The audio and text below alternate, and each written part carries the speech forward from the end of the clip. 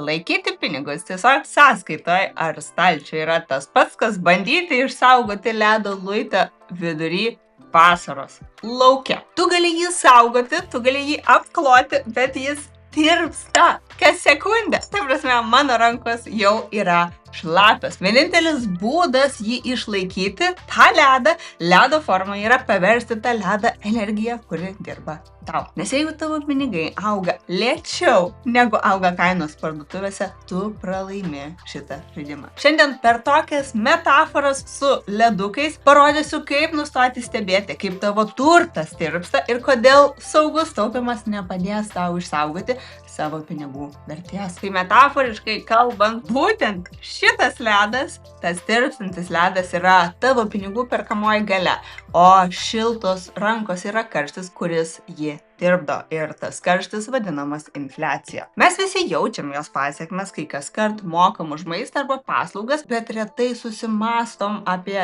tikrąjį viso šito mastą. Šitam vaizdo įraše ne tik pafilosofuosiu, bet pasidalinsiu konkrečiais skaičiais ir nemokamais resursais, kuriais gali pasinaudoti pats ar pati. Parodysiu, kur ieškoti informacijos, kad tu savo tempu be jokio spaudimo pamatytum, kaip sparčiai mažėja pinigų vertė, jeigu tu šiandieną nieko nedarai tam, kad ją išsaugotum. Mano tikslas yra, kad po šito video ne tik suprastum problemą, bet ir turėtum įrankius įsivertinti savo situacijai. Tik prieš atidarant visas skaičiuoklės ir nemokamus resursus pasidalinsiu vieną statistiką, kuri mane asmeniškai labai nustebino. Ir tai yra mano kanalo žiūrovai. Nes net 83% jūsų žiūri mano video, bet dar nesat prenumeratoriai. Kodėl aš tai sakau? Aš šitam savo YouTube kanale dalinuosi tuo, ką būčiau pati norėjusi sužinoti prieš kelis metus, kai buvau tikrai prastoj finansiniai situacijoj. Aš žinau, ką reiškia skaičiuoti paskutinius eurus ir jausti nerimą dėl savo ir savo vaikų ateities. Bet jeigu man pavyko pakeisti požiūrį, pakeisti savo veiksmus į gerąją pusę, tai esu visiškai užtikrinta, kad gali ir tu. Taigi visgi, jeigu tau rezonuoja tai, kuo aš dalinuosi, kviečiu tapti mano YouTube kanalo bendruomenės dalimi ir prenumeruoti kanalą. Tai padės šią žinutę ištransliuoti dar didesniam kiekiu žmonių, kuriems šiandien reikia įkvėpimo, o tu šitoj daly užtruksi tik 1 sekundę ir mygtukas yra apačioje. Taigi grįžkim prie šito mūsų ledo. Daugelis sako, aš nemėgstu rizikos. Mano pinigai uždirba 1% grąžos, aš esu saugi, aš esu rami ir vis dėlto aš neprarandu pinigų vertės, nes jie dirba. Bet štai yra labai paprasta matematika iš visiems žinomo Investopedijos puslapio, ar ne? Atsidarysiu dabar tau ją parodyti. Labai smagus resursas tiem, kas dar nesat užsukę, labai rekomenduoju, beprotiškai daug informacijos, viskas angliškai, bet su dabartiniam galimybėm viską galim išsiversti ir į lietuvių kalbą. Ir tai yra infliacijos, ar ne, visas paaiškinimas ir man labai patiko ta dalis, kur čia kaip tik ir yra paimtas 1% pavyzdys, ar ne, ką reiškia, jeigu mūsų pinigai uždirba 1% gulėdami ar būdami paskolinti kažkur ir kažkam ir mes kaip ir pakankamai saugiai gaunam 1%, ar ne? Tai įsivaizduojam, kad aš 100 eurų, čia šitoje dalyje $100, ar ne, pasidedu į savo kažkokią tai taupimo sąskaitą. Gaunu 1% metinių palūkanų ir po 1 metų, ką aš turiu 101 eurą, ne, būtent savo sąskaitoj. Bet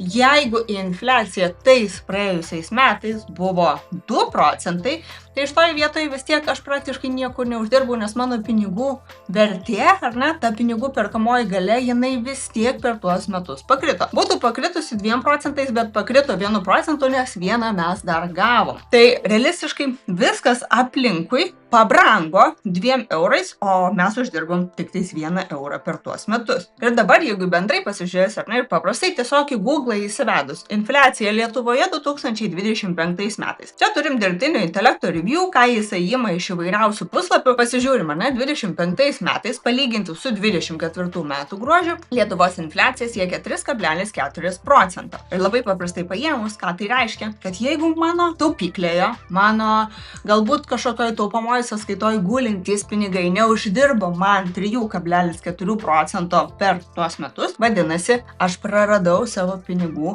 perkamąją galią. Žiūrim, ar ne, į vidutinę metinę infliaciją, nes toliau, jeigu pasižiūrėti pasižiūrėti po lietuviškus puslapius, ar ne, tai yra Stats Government oficialiosios statistikos portalas, vėlgi kiekvienam prieinamas, visiškai nemokamas resursas, galima nemažai informacijos susirasti. Čia radau paskutinį leidimą buvo 23 metų, ar ne, bet bendrai paėmus kaip pasižiūrėti, tai aš matau, kad infliacija pamėnesiui, ar ne, nu tai jinai skiriasi, ar ne, jinai gali būti, tarkim, 23 metais antrą mėnesį, ar ne, buvo 20%. Toliau, jeigu mes keliaujam, ar ne, per kitus mėnesius, jinai krito ir tada 25 metų 10 mėnesį, ar ne, siekia 3,5-3,7%. Tai svarbu, kad mes ėmam tą vidutinę metinę infliaciją, ar ne, visų šitų skaičių išraiškų vidurkį ir tada žinom, kiek ta infliacija buvo per paskutinius metus, kiek mano pinigai turėjo uždirbti tam, kad aš būčiau išsaugojusi jų vertę. Bus matoma pasilyginimo, ar ne, kokia ta vidutinė metinė infliacija, galima pasižiūrėti, kokia buvo 20,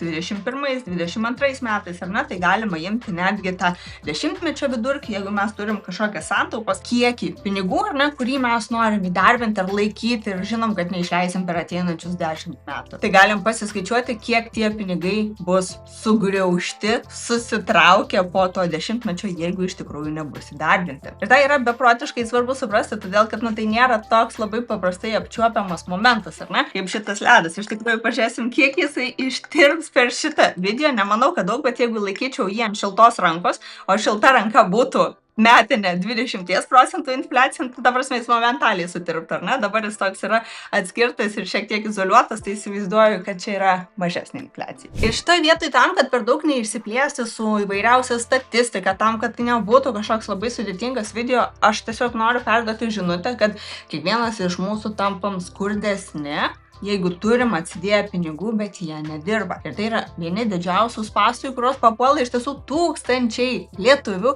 kurie bijo žodžio investavimas. Mes džiaugiamės, kai matom didesnį skaičių, turim sukaupę didelę sumą pinigų, ar ne, bet jinai per laiką mums tiesiog nupirks vis mažiau ir mažiau. Prasinagrinėjus šitus resursus, supratus, kas yra ta infliacija, ar ne, ir ką daryti, jeigu tu nori pabėgti nuo to tylaus pinigų tirpimo mūsų sąskaitose. Pirmiausia, reikia edukuotis ir savo tempu susipažinti su rizikom, kurios atkeliauja investuojant. Tai, kad dažniausias baimės, ar ne, nu jos yra susijusios su nežinojimu. Aš nežinau, aš nesuprantu ir dėl to aš nedarau. Tai jeigu tu suprasi tas rizikas ir pradėsi dėliotis asmeninę strategiją, kuri patenkins ir tavo rizikos toleranciją ir poreikį ateityje gyventi geriau bei turtingiau, viskas labai kardinaliai pasikeis. Mano akimis investavimas realiai yra vienintelis būdas auginti savo pinigų vertę ilguoju periodu. Investavimas gali būti visoks, bet tas, apie kurį dažniausiai rašo bestselleriais tapusios ir garsių investuotojų parašytos knygos,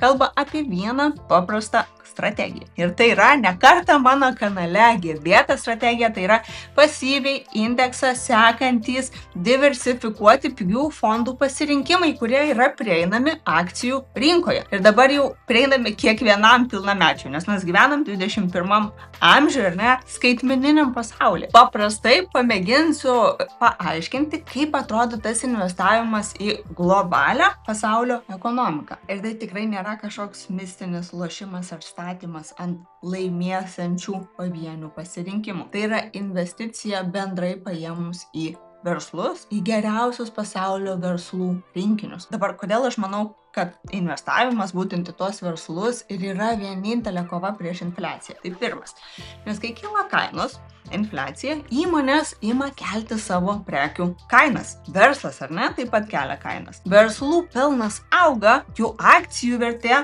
auga kartu su bendra ekonomika. Dabar investuojant į tokius plačius pasaulinius fondus, kuriuose yra visos geriausios viso pasaulio kompanijos ar dalis tų geriausių pasaulio kompanijų, tai mes tampam savininkėm ar savininkais būtent to mechanizmo, kuris savo būdais per verslą kovoja su tą pačią infliaciją. Dėl to dažniausiai mes kartu su savo pinigais investuojant bėgam arba kartu su infliacija, arba kartais dar greičiau už ją ir keliam savo pinigų vertę, nepaisant to, kad infliacija ją po truputį tirpdo. Tai dabar visumoje noriu pasidalinti, nes taip pat ir praėjusiuose video žmonės klausia, tai kur galima gauti 10% vidutinę metinę grąžą, kuri tikrai stebint ar ne, bent jau dabartiniu vidutinius infliacijos rodiklius, lenkia tą pinigų nuvertėjimą, ar ne? Ir jeigu mes sugebėtume per ilgą laiką gauti 10% vidutinę metinę grąžą, mūsų pinigų vertė augs, nepaisant to, kad infliacija, ar ne, ten, tarkim, vidutinė bus 3,5%. Tas yra indeksai, tikrai labai daug informacijos yra pas mane kanale. Taip pat gali pasižiūrėti šitą video, kur aš nagrinėju ir lyginu du plačiai diversifikuotus indeksus, tai yra Amerika ir viso pasaulio indeksas. Kviečiu užsukti čia bus daugiau paaiškinimo. Galim užsukti į nemokamą resursą, tai yra dažnai pas mane kanale rodomas Just ETF puslapis, ar ne, ir mes čia galim daryti paiešką, atlikti paiešką ir pasižiūrėti populiariausius pasaulio indeksus, ar ne, taip pat juos palyginti. Tai čia yra viso pasaulio indeksas MSCI World prieš Amerikos indeksą S&P 500. Toliau galima žiūrėti, ar ne, ten tarkim Nasdaqo 100 prieš sidabro judėjimą, ar ne, tada viso pasaulio kitas indeksas prieš visą pasaulį, ar ne, čia galima pasilyginti labai daug informacijos ir bendrai, jeigu mes paimsim, tarkim, viso pasaulio indeksą ir kiek labiau koncentruotą, būtent tik Amerikos kompanijų indeksą, ar ne, ir kaip jie atrodo ilguoju periodu, tai aš čia padarau max ir imam rezultatus nuo 2010 metų 5-19 iki 26 metų, ar ne, aš matau mėlyna šita kreivė yra S&P 500 indeksas, ar ne, į jį mes galime investuoti per biržoje kotiruojamus fondus, ar ne, tai vėlgi iš tam pačiam puslapį galite susirasti šitą informaciją. Toliau apačioj oranžinė juosta, ar ne, mums rodo viso pasaulio indeksų grąžą, ar ne, tai šiek tiek atsiliekantis pasirinkimas, bet labai svarbu suprasti, kad ne pagal grąžą apskritai reikia rinktis investavimo instrumentus, ar ne, renkamės pagal tai, kas mums tinka labiausiai, kuri rizika atitinka mus labiausiai, ar ne, kurį laiką planuojam investuoti, nes jeigu pasižiūrėsim, tai viso pasaulio indeksas čia yra 1315 kompanijų. S&P 500 yra 503 kompanijos. Be abejo, ką labai svarbu suprasti, kad visas pasaulis, ar ne, tai čia mes turėsim tos pačios Amerikos labai didelę dalį, 66% iš viso yra Amerikos. Ir jeigu pažiūrėsim į S&P 500, ar ne, tai yra 95%, nes tai yra realistiškai tik Amerikos pasirinkimai. Jeigu renkatės, ar ne, investuoti ar į visą pasaulį, ar į Ameriką, tai šita dalis padės nuspręsti, galbūt, ar ne, pasinagrinėjus būtent šitam puslapį, nežiūrėkite tik į grąžą, žiūrėkite ir į diversifikaciją, ar ne, ir koks sviravimas taip pat jums tinka, ar ne, kokį gali toleruoti, čia galima rasti, ar ne, visą šitą informaciją taip pat ties risk dalimi, koks yra sektorių pasiskirstimas, ar ne, tai yra labai svarbu žinoti, kad jeigu mes renkamės pasyvų indeksinį investavimą ir norime investuoti ilgai, auginti savo pinigų vertę, per daug nesukant galvos ir aktyviai nepasirinkinėjant, ar ne, tam tikrų kompanijų, tiesiog investuojant į vieną pasirinktą indeksą, tai pasižiūrim, ar ne, kad čia būtų ir įvairūs sektoriai, nebūtų tik vienas sektorius, ir geriausiu atveju, mano akimis, ar ne, imam tą globalią ekonomiką, ne tik vieną ekonomiką, kad ir kokia jinai didelė būtų, ar ne? Bet čia vėlgi yra kiekvieno iš mūsų pasirinkimas, tiesiog užduokit savo klausimus, kas yra jums svarbu. Kai išsirenkat indeksą, tai gali būti MSCI World, tai gali būti S&P 500, tai gali būti bet kuris kitas indeksas, kuris yra jums priimtinas. Kaip dabar susirasti ETF-us, ar ne, į kurios galite investuoti būtent kurie sektų šitus indeksus, tai imu šitą kaip buvusi pirmą pasirinkimą ir pavyzdžiui spaudžiu MSCI World, ar ne? Ir aš čia matysiu, kad yra 31 ETF-as, tai yra biržoje kotiruojamas fondas. Ir apačioje, ar ne, galiu pasižiūrėti visus būtent tuos ETF-us. Tai jeigu aš dabar paspausiu, ar ne, compare all in detail ir galiu filtruotis, ar ne, pagal turto valdymo mokestį. Tai jeigu nežinai, kas yra turto valdymo mokestis, tai yra viena iš svarbiausių dalių, kuri tau padės uždirbti daugiau arba mažiau. Jeigu ją netkreipsi dėmesio, galima filtruotis, ar ne, pagal mažiausią arba pagal didžiausią pasirinkimą. Ir spaudžiam, ar ne, kažkurį iš šitų fondų, jeigu norim pasižiūrėti, ar ne. Dar būtų gerai, kad jisai būtų akumuliuojantis, ne distributing, ar ne, ir pavyzdžiui, spaudžiam štai šitą pasirinkimą. Ir ką aš čia matysiu, ar ne, kad ir kurį pasirinkimą aš pamatyčiau, čia jau yra visi fondo duomenys, aš į apačią nukeliavusi, matysiu fondo tikerį. Štai čia kaip aš jį galiu susirasti savo vertybinių popierių sąskaitoj, bet paprasčiausias būdas tai yra kopijuoti į SIN koduką, nes tai yra kaip asmens kodas pas žmogų, tai čia yra ETF to fondo kodukas. Jį kopijuoju, ar ne, ir galiu taip pat daugiau nagrinėtis. Dabar jeigu aš noriu pažiūrėti, kokia ta vidutinė metinė grąža, kurią prognozuoja pats fondas, ką jie gali gauti, spaudžiu fact sheetą, nepaisant to, kad tai yra vokiškas dokumentas, aš matau, kad rizikos lygis čia yra 4, aš matau sudėtį, ar ne, kokia yra dabartinė šito fondo sudėtis ir aš turiu susirasti informaciją, kiek prognozuojama, kad šitas fondas augs. Tai aš ateinu į KIDą ir štai čia apačioje, ar ne, matysiu, galima šitą dokumentą ir išsiversti, ar ne, arba galima ieškoti angliško pasirinkimo, tiesiog įvedus į SIN kodą ir įvedus KID, tiesiog paprasčiausiai Google. Tai čia yra stresinis scenarijus, be abejo, visur yra parašyta, kad investavime nėra jokių garantijų, jūs galite prarasti iki 100% viso savo kapitalo. Tuo tarpu, jeigu aš žiūrėsiu į stresinį scenarijų, pesimistinį scenarijų, ar ne, kokios yra tos grąžos ir ką aš galiu turėti po 5 metų, nes laikymo laikotarpis yra 5 metai ir koks yra tas vidutinis moderate scenarijų ir koks yra optimistiškas scenarijus. Aš asmeniškai dažniausiai žiūriu į vidutinį scenarijų ir optimistišką praignoruoju, todėl kad jeigu bus geriau, tai bus labai smagu. Realistiškai žiūrim į vidutinį scenarijų, žiūrim į pesimistinį scenarijų, įsivertinam, ar mane tenkintų tokie rezultatai, ar ne. Tai bendrai paėmus, žiūrint į tą moderate scenarijų, 12,56%, tai yra ką pats fondas prognozuoja, kad šitas ETF-as galėtų sugeneruoti esant tam tikrom ekonominiam aplinkybėm. Toliau, jeigu aš renkuosi kitus indeksus, kitus fondus ar ne, tai vėlgi per KIDą, per FactSheetą pasitikrinu, kokia ta vidutinė metinė grąža ir matysiu, ar tai atitinka mano tikslus ar neatitinka. Jeigu atkeliausim į fl.lt puslapį, tai yra dar vienas nemokamas resursas, aukso vertės, kur mes sudėjom tikrai beprotiškai daug darbo. Ir jeigu tu turi papildomai komentarų nuo savęs, tai būčiau labai dėkinga, kad juos paliktum YouTube apačioje, jeigu jau prasinaršiai mūsų Financial Lithuanians puslapį.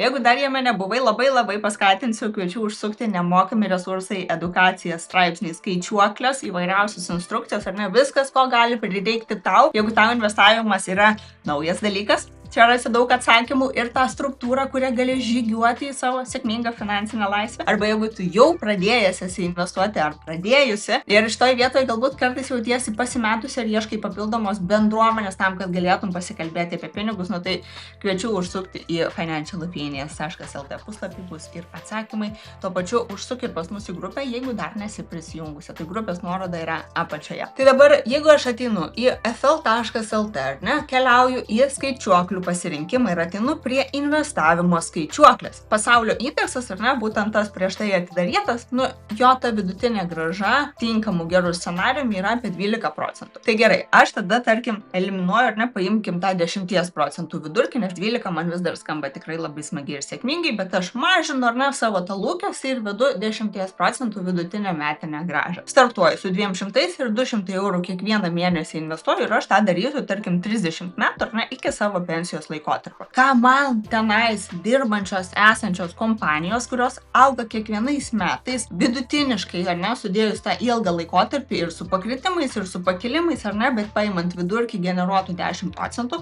aš turėčiau praktiškai 500 000 atsidėdama tik po 200 eurų. Vėlgi, labai svarbu yra suprasti, kad tai nebus taip, kad kiekvienais metais mano investicija auga po 10%, nes taip, kaip jinai auga, kaip jinai svyruoja, ar ne, kadangi tai yra akcijų rinka, mes visą šitą informaciją galim susirasti ir tam pačiam Just ETF puslapį. Tai šitoj dalyje, ar ne, galite pasižiūrėti prie performance, ar ne, sugrįžtam tenais, pasižiūrim, koks yra tas volatilumas, ar ne, šitą dalį labai svarbu suprasti, tai kad yra sviravimas. Vienais metais mes galim turėti, ar ne, ten plus 30, kitais metais mes turėsim minus 20, bet ištęsiant per ilgą laikotarpį galim tikėtis turėti ten 8-12%. Kas yra labai svarbu suprasti? Kad aš nesu licencijuota finansų patarėja ir viskas, ką aš čia sakau, kuo dalinuosi, yra tik mano praktika ir edukacija, arba idėjos, kur tau reikėtų pasidomėti labiau, jeigu investavimas yra tave dominanti tema. Nes investavimas vis dėlto yra rizika. Ir skirtingai negu laikant pinigus grinais, rinka svyruoja. Tai mūsų portfelis gali kurį laiką ir būti minus, ar ne, būti raudonas. Mes galim prarasti dalį ar net visą įdėtą savo kapitalą. Man atrodo, kad yra labai svarbu suprasti, kad investavimas yra skirtas ilgalaikiams tikslams, 5, 10, 20 metų.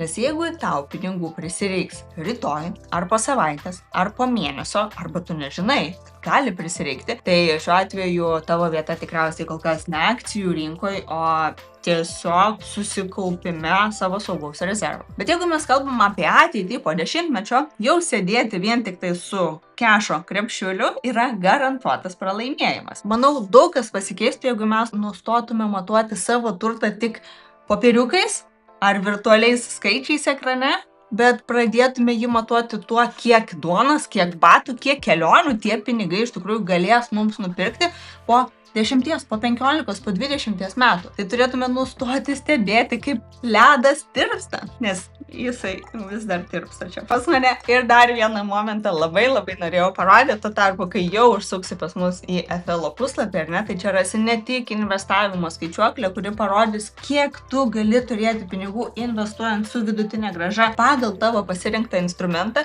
bet jeigu ateisi prie skaičiuoklės pasirinkimo, ar ne, rasi ir tą pačią infliacijos skaičiuoklę. Tai šitoj vietoj gali pasižiūrėti, kiek pinigų galėjo nutirpti nuo tavo sąskaitos, jeigu jie tiesiog tenais gulėjo. Ir aš esu kažkada bendravusi su moterim, kuri prieš kelis metus, dar prieš COVID-ą, pardavė nekilnojamą turtą, jinai gyveno Skandinavijoje ir tuo metu turėjo atsidėjusi 60 000 eurų. Tai tarkim, ar ne, prieš COVID-ą 2019 metais žmogus būtų sąskaitoje laikęs iki pat šių dienų, iki 26 metų, 60 000, ar ne? Tai realistiškai jisai turėtų leisti savo pinigam dirbti tam, kad jie atitiktų dabartinę vertę. Nes 60 000, kurie buvo 19, ar ne, ir ką mes galėjom už juos nusipirkti, yra visiškai kita vertė. Ir šiai dienai tie 60 000, ar ne, jau turėtų būti 86 000 eurų, jeigu mes norėtume nupirkti tą patį ir tiek pat kaip 2019. Tai pasižiūrėkit, yra milžiniškas, beprotiškas skirtumas. Perkamosios galios pokytis yra minus 30% per visą šitą laikotarpį, kas net ir nėra tiek daug. Realistiškai 6-7 metai, bet pinigai nuvertėjo 30%. Jeigu mes imtume, ar ne, bendrai paėmus tą būsimą infliacijos normą, ar ne, 3%. Jeigu tai būtų daugiau, ar ne, 3,5%, nu tai skaičiai vėlgi eina ne į tą pusę, į kurią mes norėtume, kad jie keliautų. Dabar jeigu žmogus tais 2019 iki 26, nu tai mes paimkim, ar ne, 6-7 metus, 60 000 būtų įdarbinęs, tarkim, pasauliniam fonde, ar ne, kuris gali generuoti apie 10% vidutiniškai per metus. Ir aš atkeliauju toliau į skaičiuoklės, einu į investavimo skaičiuoklės, spaudžiu šitą pasirinkimą ir tarkim, ar ne, labai paprastai investuojam, daugiau aš nieko papildomai neįnešinėju, ar ne, ir čia vedu 10% vidutinę metinę grąžą ir investuoju 7 metus. Ir ką aš turiu? Mano būsima investicijos vertė, ne, iš 60 000, kur aš daugiau nieko papildomai neįnešiau, aš jau turiu 120 000. Vadinasi, aš atsvėriau ir tą infliacijos padarytą žalą, ar ne, nes mano pinigai turėtų būti verti 87 000, jeigu aš noriu išlaikyti tą pačią vertę, bet šiai dienai, ar ne, yra taip už tai, kad aš priėmiau sprendimą, susipažinau su investavimo rizika, ar ne, aš jau turiu 120 000. Tikiuosi, kad video nebuvo per daug sudėtingas ir tiesiog noriu labai pakviesti nustoti stebėti, kaip tirpsta tas ledas, tai yra mūsų pinigai, šitas ledukas. Jau žodžiu daug sutirpo, nebegaliu aš jo išimti, nes jisai yra labai šlapias. Tai tiesiog kviečiau pradėti domėtis, kaip įdarbinti savo pinigus tam, kad ateityje mes turėtume daugiau ir galėtume nusipirkti daugiau ir jaustumėmės ramiau. Ir labai kviečiu pabendrauti komentaruose. Tai ar būtų sprendimas matuoti pinigų vertę ne skaičiukais, kuriuos mes matome ekrane, nes jeigu nepajudinau šiam 1000 ar ne prieš 7 metus ir šiam 1000 dabar atrodo kaip tie patys skaičiukai, bet jeigu mes matuotume, tai vertė, ar ne, ar kiekių dalykų ar daiktų, kuriuos mes galim nusipirkti už tuos pinigus. Kiek daugiau duonos mes galim nusipirkti, kiek mažiau duonos mes galim nusipirkti. Labai lauksiu jūsų pasidalinimų ir kol kas labai ačiū, kad esate čia, kad žiūrėjot. Kviečiu spausti prenumeruoti kanalą, laikas ir pasimatysim komentaruose. Nes kiekvienas yra tavo